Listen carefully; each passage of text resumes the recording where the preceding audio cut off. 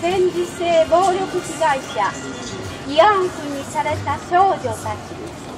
脚本後藤宏美、紙芝居プロジェクト。絵古川博、筑保山人博。制作男女平等を進める教育全国ネットワーク。このお話は実際にあった出来事をもとにしています。中国の首都北京から遠く離れた黄土高原の山奥の村で、病気がちで貧しい一人の老女が亡くなりました。1990年です。高蓮さん71歳でした。亡くなる前、高蓮さんは日本の弁護士に打ち明けました。私は今70歳です。日本に捕まった時はたった14歳の子供でした。当時は数え年で数えていたので、実際は13歳でした。あれから50年以上、あの出来事は今も私を苦しめています。ああ、今でも突然あの頃のことをはっきり思い出してしまう。夢の中に黄色の軍服、革の長靴姿の日本兵が出てくる。一度思い出すと、あの時のことが全部よみがえり、どっと冷や汗が出て体が硬くなるの。全身がこわばってぐるぐるといつまでも痙攣が止まらない。夜も眠れず、頭が締め付けられるように痛む。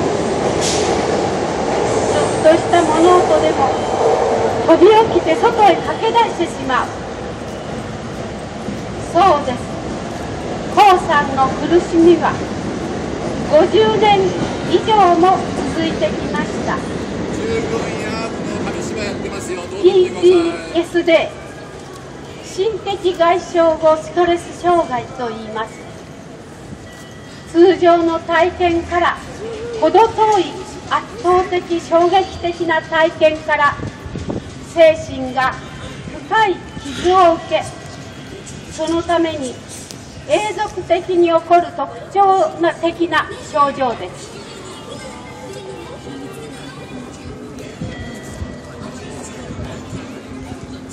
そう語る高蓮さんは、優しい両親と姉や弟たちに囲まれ、笑い声のない家庭に育ちました。絶えない笑い声の絶えない家庭に育ちました。今夜は久しぶりにお父さんが家にいます。このところお父さんは日本軍に捕まらないように家を離れて野宿をしていました。村長であるお父さんは日本軍に抵抗する八路軍に協力していたからです。さあ、今夜はお父さんがいるからみんなでうどんを作ろう。これも手伝ってね。はい、嬉しいな。久しぶりにごちそうだね。次の朝、日本軍が襲撃してきたのです。日本軍が襲撃してきたのです。村人たちは広場に集められました。父が引きずり出され、日本兵は大声で怒鳴りながら太い丸太棒で何度も父の頭を殴りつけた。気を失うと水をかける。そそしてまた殴りつけた。父の頭は血だらけになっていた。それから父と私と5人の女性は日本軍が駐屯する村に連行されました。それは日本軍の駐屯する村、新慶社でした。着いた時は夜になっていました。食事も与えられず、ある建物の部屋に監禁されたのです。その夜コウさんは少し離れた別の八尾洞、大戸高原の川岸段丘の横穴式住居で密道と書きます。少し離れた別の八尾洞に無理やり連れ出されました。明かりもない真っ暗な部屋に入れられた。お母さん助けてと叫びながら逃げようとしたら叩かれ、長靴で蹴られた。真っ暗な中で数人の男たちに押さえつけられ、口の中に布を押し込まれ、奥の部屋のオンドルの上に投げ出された。オンドルは少し高く作られた床で、中に煙を通して室内を温める暖房装置です。日本兵が近づいてきて、無理やり私の服を剥ぎ取った。その男のひげが私の方に触り、すね毛が触れ、ゾッとした。抵抗しようにもどうしようもなく乱暴され、ひどい目にあった。その男が出ていくと、また別の男がやってきた。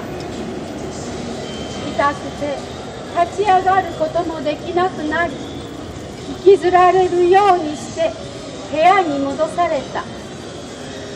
他のお姉さんたちも私と同じようにひどい目にあって連れ戻されてきました。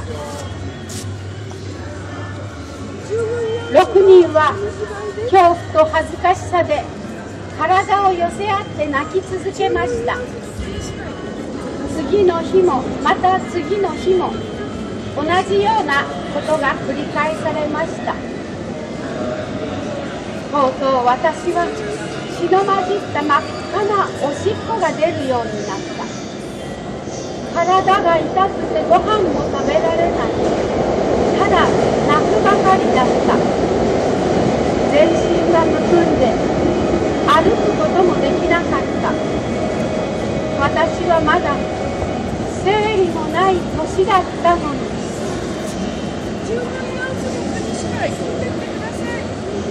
数日が過ぎた頃のことです。私は食事もほとんど取れず、体はフラフラなのに、近くの庭に連れ出され、踊れと言われた。私は今まで踊りは見たことも踊ったこともなかった。怖くて怖くてブルブル震えていると、4、5人の日本兵が大声で笑いながら私の鼻や耳を触ったり棒でつついたりした。かぶっていた布まで。当時この地域では女性は頭に布をかぶることを大切にしていた。今でもその風習は残っている。かぶっていた布まで剥ぎ取られてしまった。高蓮さんのこのような出来事が起こる前、1931年、日本軍は満州各地で武力行動を起こし、中国の全土に侵略を広げていきました。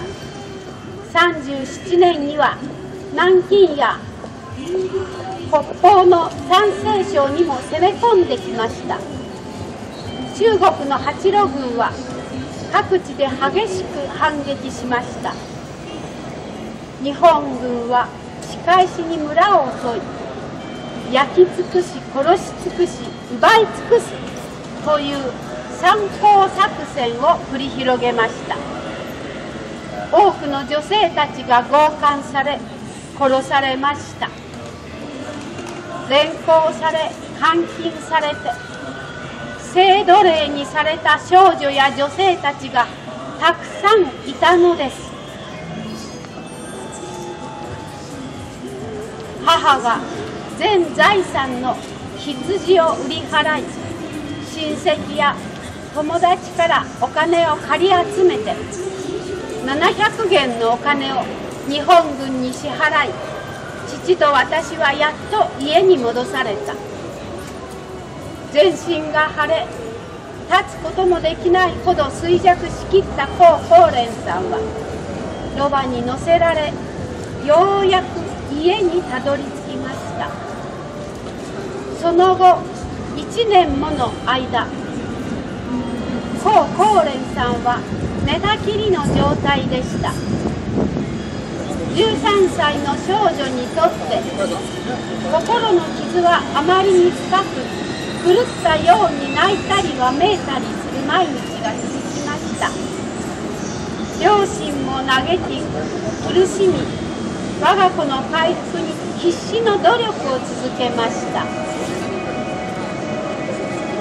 高宝蓮さんはやっと立てるようになり、1945年戦争が終わり、高さんは17歳になりました。両親は高宝蓮さんを近くの村の貧しい羊飼いと結婚させました。中国は夫婦別姓です。いつも姓と名前を続けて呼ぶのが普通です。当時の農村では女性は結婚して夫に頼らないと生きていけなかったからです。しかし結婚後の生活は食べるものもやっとの苦しいものでした。それだけではなく、あの時の恐怖と絶望の記憶が突然よみがえり、高宝蓮さんは苦しみ続けました。そして無意識のうちに自分の小さな我が子たちに暴力を振るっていました。これらのことも PTSD の症状の表れです。それから何十年も経ちました。村の小学校の張宗慶先生はある時、一人の貧しくて体の不自由なおばあさんの畑仕事を手伝いました。中国ではおばあさんのことを親しみを込めてダーニャンと呼びます。先生は村人の噂でそのダーニャンが戦争中日本軍の被害に遭ったことを知りました。先生はダーニャンをなんとか面倒を見て励ましていました。しかしダーニャンが本当の辛い体験を打ち明けるのには10年以上もかかりました。ある日、張先生は被害者は日本に損害賠償を求める権利があるという記事を読んで、ダーニャンたちに熱心に訴訟を進めました。悩んでついに何人かのダーニャンたちが決心しました。高宝蓮さんもその一人でした。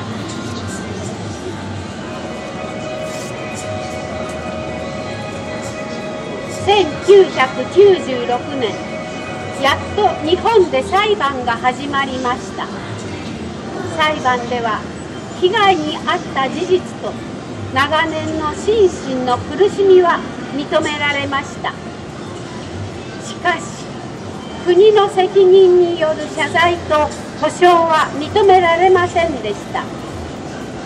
それでもダーニャンたちは長いこと心の中に溜めていたことを吐き出してよかった、私たちの訴えは正しかった、裁判を戦ってよかったと力強く語りました。コーレンさんは裁判の結果を気にしながら判決を聞く前に亡くなりました。名乗り出た他の被害者も高齢で次々と亡くなっています。被害者の訴えは世界に伝わり大きな衝撃を与えました。日本軍が多数の女性たちを性奴隷にし性暴力を振るった問題が明らかになりました。国連や欧米諸国、アジア諸国の議会で日本政府は謝罪と補償、事実を伝える教育をという厳しい決議が相次ぎました。しかし日本政府はこうした声を無視し、マスコミもこの問題を取り上げていません。そして中学校の歴史教科書から慰安婦の説明が消えてしまいました。若い先生や生徒たちは慰安婦のことを知りません。それでも今日本の市民も立ち上がっています。札幌、福岡など30の市村議会が国に対して解決を求める意見書や決議を次々と出しています。慰安婦問題は過去の出来事でしょうか。いいえ、今も世界の武力紛争地で基地の町で多くの女性たちが慰安婦にされた少女たちと同じような被害に遭い、恐怖と苦しみに突き落とされています。私たちの日本国憲法第18条には、何人もいかなる奴隷的拘束も受けない、また犯罪による処罰の場合を除いてはその理に反する区域に服されないとはっきり謳われています。また日本国憲法では個人が尊重され生命、自由、幸福を追求すること、どのような人も差別されない、法の下の平等などを最も大切な基本的人権としています。第11条基本的人権、第12条自由及び権利の保持義務と公共の福祉、第13条個人の尊重、第14条平等原則、第18条奴隷的拘束及び服役の禁止。一人一人がお互いを大切にし合う平和な社会を築き上げましょう。世界中の子どもたちの笑顔がずっと輝いていくために